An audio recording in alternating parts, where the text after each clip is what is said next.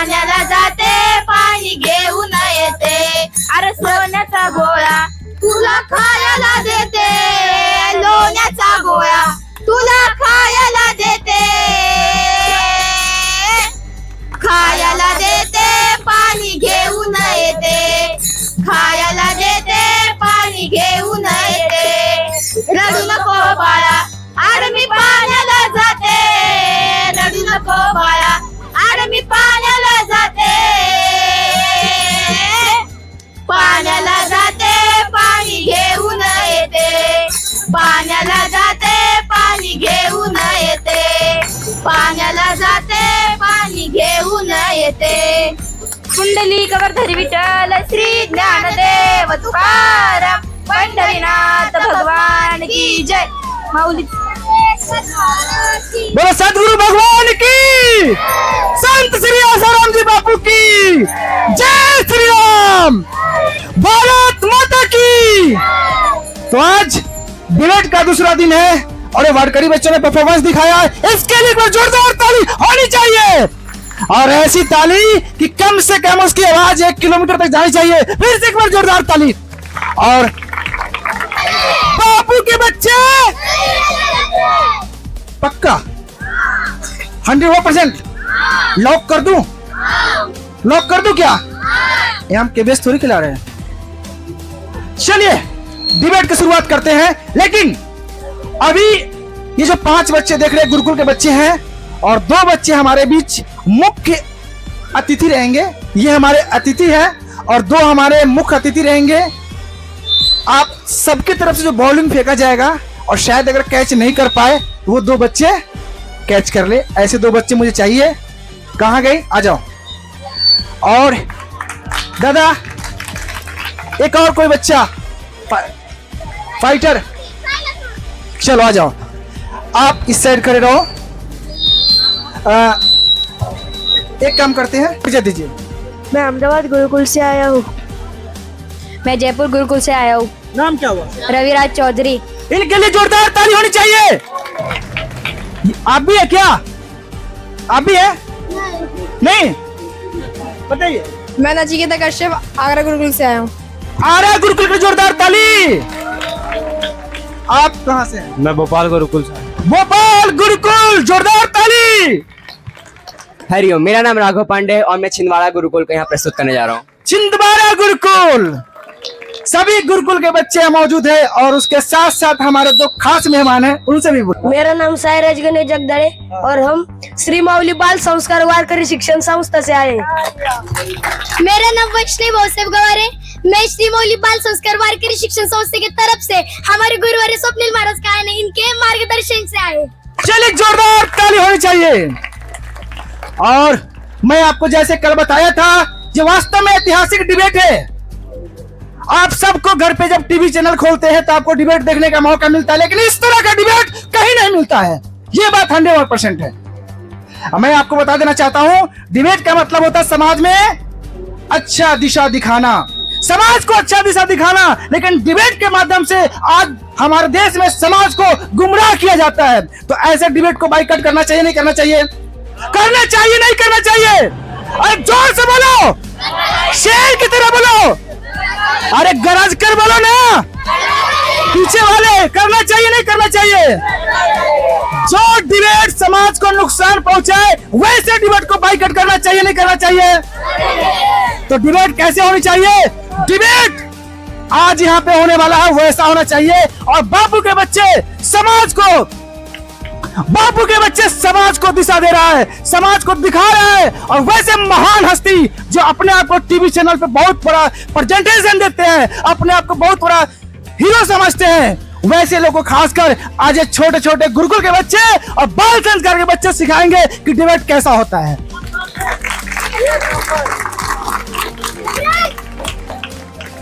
मैं आपको बता दूं, जैसे मैं कल बताया था, यही बच्चे आगे चलकर देश का कमान संभालने वाले हैं. बापूजी ने कहा है. कहा है कि नहीं कहा है?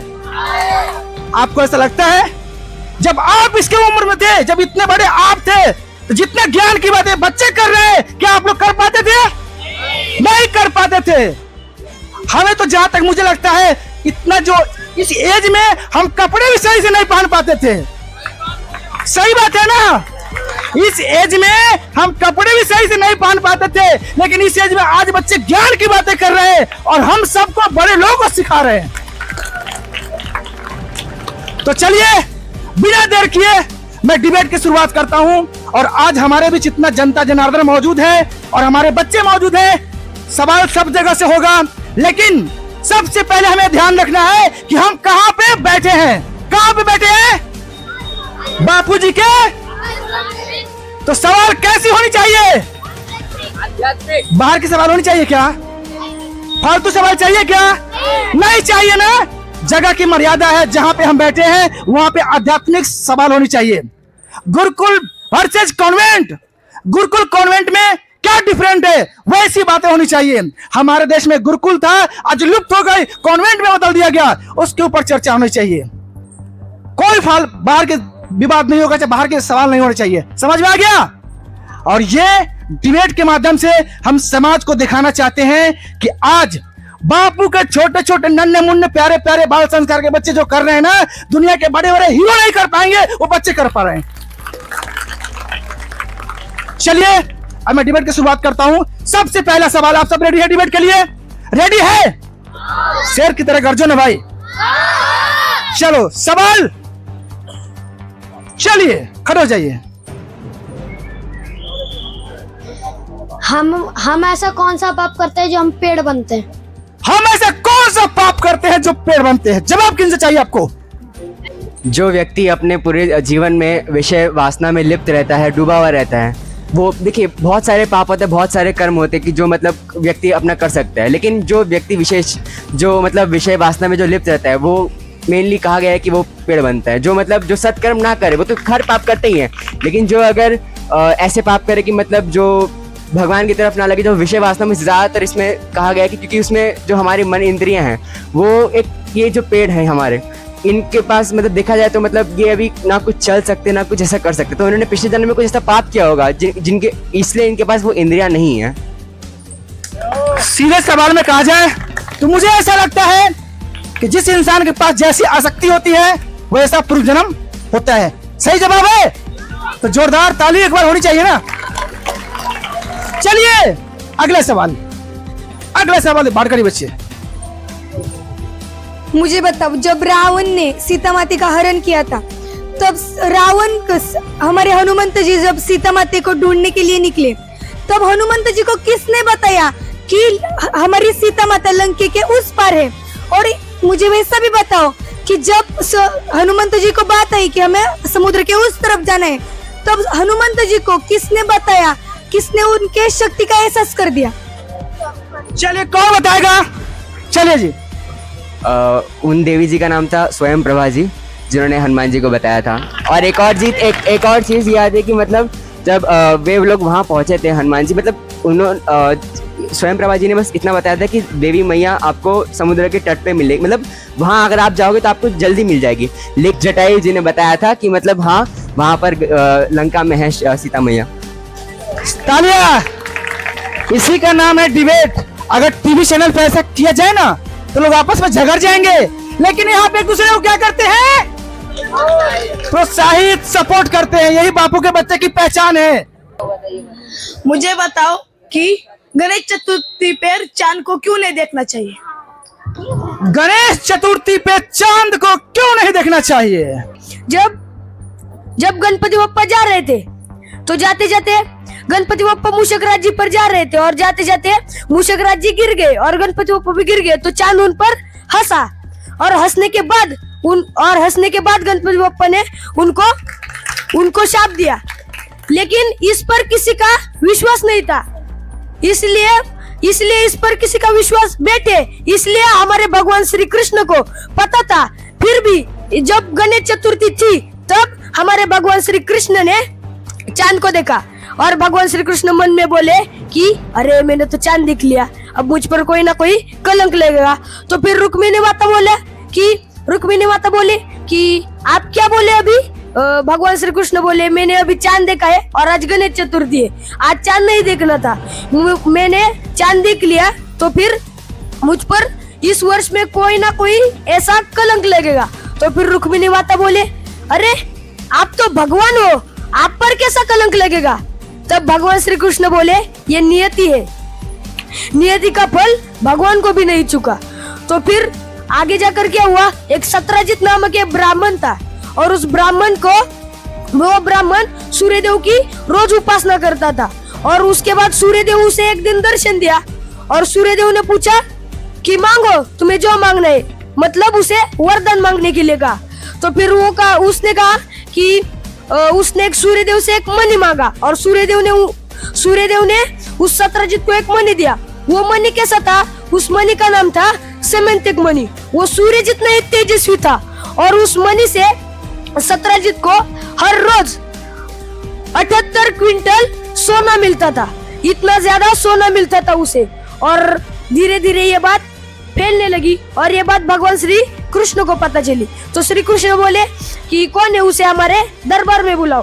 तो उसे बुलाया गया, और भगवान श्री कृष्ण बोले कि तुम पर आगे जाकर अपघात हो सकता है, ये मणि तुमसे चोरी हो सकता है, ये मणि गलत हाथों में ना जाए, इसलिए ये मणि तुम मथुरा के राजा उग्रसेन के पास दो। लेकिन सत्रजित क्या बोला? सत्रजित बोला कि नहीं, आपके पास ये मणि नहीं है, इसलिए आप मुझे ऐसा बोल रहे हैं। अगर आप तो भगवान है, इसके बाद भी आपके पास वो मणि नहीं, इसलिए आप मुझे बोल रहे हैं। क्योंकि वो मणि एक किसी भी व्यक्ति के पास एक कोई भी अनमोल वस्तु आ गई तो उसे अहंकार आने लगता है, लोभ आने लगता है। तो फिर उसे भी सत्रजित को आ गया, और वो भगवान श्री कृष्ण को बोला। लेकिन एक दिन क्या हुआ, सत्रजित का भाई था, वो भाई उसने क्या किया, वो मणि उसे एक दिन बहुत अच्छा लगा। वो क्या बोला? वो बोला कि मेरा भाई तो रोज ये मणि पहनता है, मैं एक बार पहन के देखता हूँ। और उसने वो मणि पहना, और वो गया जंगल में। जंगल में जाने के बाद वो मणि की चमक से वहां एक शेर आ गया, और उस शेर ने उसको मार दिया, और उसको खा रहा था। और तभी वहां एक भालू आ गया, और उस भालू ने उस बाघ को भी मार दिया, और उसके पास उस सेमेंतिक मणि था, वो भी ले गया, और वो गया। और फिर सत्रजित बोला कि मेरा भाई भी गायब है और मणि भी गायब है। पूरे द्वारका में ये बात फैल गई कि सेमेंतिक मणि चोरी हो गया। और सत्रजित को क्या लगा कि ये श्री कृष्ण ने ही चोरी किया है, उसने मुझसे पिछली बार कहा था, उसे लगा कि ये श्री कृष्ण ने ही कहा है। तो फिर वो क्या बोला, और पूरी द्वारका में ये बात फैल गई कि श्री कृष्ण ने सत्रजित का मणि चोरी किया। लेकिन वो ऐसा था नहीं। पर वो क्यों हुआ? भगवान श्री कृष्ण ने चांद देखा था, इसलिए हुआ। जोरदार ताली होनी चाहिए।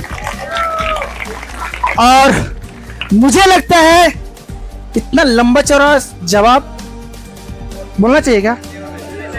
थोड़ा सा शॉर्ट एंड स्वीट होना चाहिए। ठीक है, डेफिनेशन दिया आपने समझाने के लिए, लेकिन बहुत से सवाल है, इतने सारे पब्लिक खड़े हैं, इनका हर किसी का लगभग सवाल तो नहीं ले सकते हैं, लेकिन कम से कम 10% लोगों का सवाल तो लेना ही होगा ना अपने को। तो इसलिए जो भी जवाब देंगे शॉर्ट एंड स्वीट। दूसरा पॉइंट, आज का जो सवाल होना चाहिए, गुरुकुल वर्सेस कॉन्वेंट ज्यादा होना चाहिए, क्योंकि यहाँ पे गुरुकुल के बच्चे हैं। आज आप सबको पता है कि हमारे गुरुकुल पद्धति को खत्म कर दिया गया और कॉन्वेंट लाया गया, मैकाले का पद्धति लाया गया, और आज हमारे बच्चे उसके शिकार हो रहे हैं। तो चर्चा ज्यादा उस पर हो तो अति सुंदर रहेगा। सही है कि नहीं है? अध्यात्म को लेकर कल तो सवाल जवाब हो गया था ना, आज थोड़ा मैकाले और जो गुरुकुल पद्धति था उसके ऊपर टॉपिक ज्यादा होने चाहिए। चलिए अगला सवाल बताइए जी। महाभारत में एक ही धर्म था, फिर अभी धर्म का अलग अलग धर्म क्यों है? जोरदार ताली होनी चाहिए। महाभारत में एक ही धर्म था, लेकिन आज बहुत सारे धर्म क्यों बन गए? और मुझे जहां तक लगता है धर्म तो एक ही है, सनातन, बाकी सब संप्रदाय है कि नहीं है? पहली बार जैसे कि भैया ने बताया, वही बहुत मेन चीज़ था कि मतलब धर्म एक ही है, सनातन धर्म ही है, बाकी सब तो मजहब है। अभी जैसे भैया का प्रश्न था हमारे कि महाभारत में एक ही धर्म था, हमारा धर्म, उसके बाद बाकी सारे धर्म कैसे हैं? देखा है तो सारे धर्मों की कथाएं गाथाएं, मतलब धर्म तो ठीक है, मान लीजिए अभी हम धर्म ही बोल रहे हैं, तो उनकी सबकी कहानी अलग है कि कोई पहले पैगंबर जी आए, फिर कभी उन्होंने बोला कि कभी उनके जीजस आए, तो उनमें अलग अलग चीज़ों में कि उनमें कि मतलब वो किसी एक व्यक्ति विशेष को मानते हैं कि हाँ उनके आने से उनका चला है। जैसे एक बहुत अच्छा एग्जांपल देता हूँ नानक जी का, उनके आने से सिख वो चला है पंथ। तो उसमें ऐसा नहीं कह सकते कि मतलब इतने सारे धर्म कैसे बने। वो जो एक जो उनके हेड है, जैसे एग्जांपल लेते हैं क्रिश्चियन लोग का, क्रिश्चियन संप्रदाय का, कि उनके जो हैं जीजस हैं हमारे, ठीक, उनके भगवान। तो वो जब आए उन्होंने मतलब ऐसे कहा जाता है कि मतलब उन्होंने भारत में आकर योग की शिक्षा ली और वहाँ जाके उन्होंने प्रचार प्रसार किया। तो वो सभी लोगों से थोड़े अलग हुए, थोड़ा उनका मतलब चमत्कार को छोड़ने लगे, तो लोगों ने उनको मान लिया कि हाँ मतलब व्यक्ति कोई तो है कि उनकी चमत्कार हुए। तो ऐसी किसी में कोई, किसी में कोई, तो ये सब एक पूरा ये जैसे बोलते हैं एक नदी चल रही मतलब समुद्र है, उसमें एक छोटा छोटा मतलब एक स्ट्रीम बहा जा रहा है, ये वैसी ही है। एक धर्म है सनातन धर्म जो एक मेन रिवर है, फिर उसमें छोटा छोटा अलग अलग स्ट्रीम्स जा रही है उसके अंदर से। जोरदार ताली। अभी अगला सवाल मैं बड़े के पीछे आ रहा हूं। चलिए बताइए, मैं पीछे आ गया हूं अभी, बताइए काका जी। हरिओम प्रभु। आज की जो गुरुकुल पद्धति है और अपनी जो मैकलन की जो पढ़ाई है उसमें फर्क क्या है? जोरदार ताली बजानी होनी चाहिए। मैकाले पद्धति और गुरुकुल पद्धति में डिफरेंट क्या है? चलिए आप बताओगे क्या, कौन बताएगा इसमें से? मैकाले पद्धति और गुरुकुल पद्धति में डिफरेंट क्या है? काका राइट, यही सवाल है ना? चलिए बताइए जी, शॉर्ट एंड स्वीट। मैकलन पद्धति में एकदम बहुत शॉर्ट एंड स्वीट ही बोलना है, तो इतना ही बोलूँगा बस कि देखिए वो भी पढ़ते हैं जो भी सब्जेक्ट होते हैं, हम भी वही सब्जेक्ट पढ़ते हैं। इतना फर्क होता है कि कोई अगर वैसे पढ़ रहा है तो उसको अगर दुख आया जीवन में तो छोटी सी दुख में भी वो आत्महत्या कर लेगा या गलत चीज़ में चले जाएगा। लेकिन हमें ज्ञान है, हमें सत्संग में सुनाया जाता है कि मतलब हाँ कि कैसे कोई भी परिस्थिति को कैसे टैकल करना चाहिए, वो बस इतना सा ज्ञान है। ऐसी तो बहुत सारी चीज़ें हैं लेकिन अभी छोटा बोलना है इसलिए इतना ही बोल पा रहा हूँ। शॉर्ट एंड स्वीट में बता दूं, गुरुकुल में बच्चों को लौकिक ज्ञान तो दिया जाता है, लेकिन लौकिक ज्ञान के साथ साथ आध्यात्मिक ज्ञान भी दिया जाता है। और कॉन्वेंट में सिर्फ और सिर्फ लौकिक ज्ञान दिया जाता है। मिशन होता है डॉक्टर बनने का, इंजीनियर बनने का, IAS ऑफिसर बनने का, बन तो जाता है लेकिन वो बच्चा आगे चलकर क्या करता है? करप्शन करता है, भ्रष्टाचार करता है और माता पिता है। लेकिन गुरुकुल के बच्चा अगर होता है तो वही बच्चा पढ़ लिख IAS ऑफिसर बनता है, डॉक्टर बनता है, तो समाज का सेवा करता है और देश के लिए अच्छे साबित होता है। इससे बड़ा फर्क और कुछ नहीं है।